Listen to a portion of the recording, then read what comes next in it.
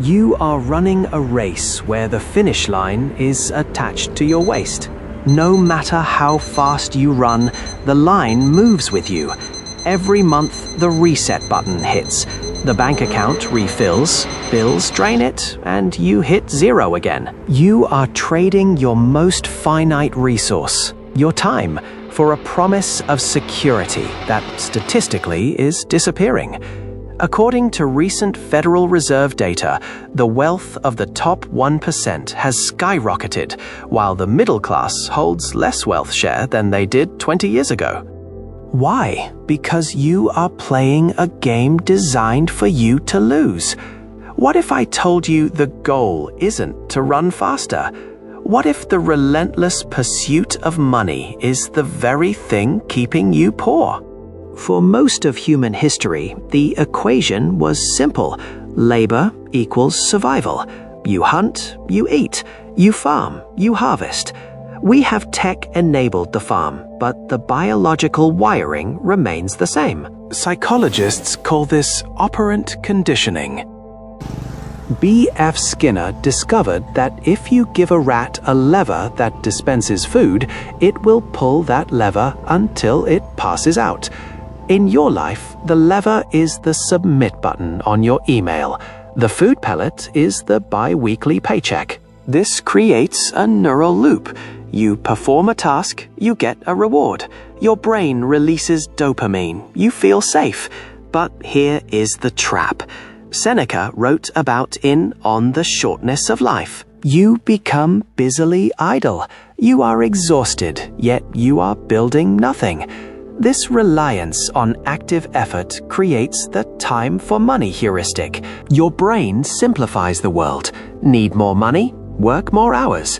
But this heuristic fails because time is capped at 24 hours. You hit a ceiling. Meanwhile, your spending is uncapped. This is the hedonic treadmill. You get a raise, so you buy the nicer car. The dopamine hits, then fades. You return to your baseline happiness, but now you have a higher monthly payment. You have to run faster just to stay in the same place. So how do we break the loop? We have to move from the laborer mindset to the architect mindset. The laborer solves the problem of how do I get paid today? The architect solves the problem of how do I get paid forever? This is the cash flow quadrant. On the left, you work for money. On the right, money works for you. The transition between these two sides is the hardest thing you will ever do. Why? Because it triggers cognitive dissonance. Your identity says, I am a hard worker, but the architect doesn't look like they are working. They are reading annual reports. They are analyzing rental yields. They are building systems. To the laborer, this looks like laziness. To the architect, this is leverage. Archimedes said, "Give me a lever long enough, and I shall move the world." Your money is the lever. When you spend $1, you are destroying your lever. When you invest $1, you are lengthening it. This is where compound interest stops being a math concept and starts being a philosophy. Notice the hockey stick curve. For the first few years, the architect, the green line, actually has less disposable income than the laborer because they are buying assets. But eventually, they hit the crossover point. This is where the income from your system exceeds your cost of living. Once you cross this line, work becomes optional. Philosophy is useless without application. How do we build this bridge? We need 3 structural pillars. Pillar 1. Define enough. The Stoic cap. Seneca asked, how long will you go on setting up your ledger of debts? If you don't define enough, the marketing algorithms will define it for you. And their definition is more. You need a number. Is it $4,000 a month? $10,000? Once you define the number, the race stops being infinite. It becomes finite. It becomes winnable. Pillar 2. Joyce architecture, or automated discipline. Willpower is a finite resource. If you rely on discipline to save money, you will fail. We need to use nudge theory.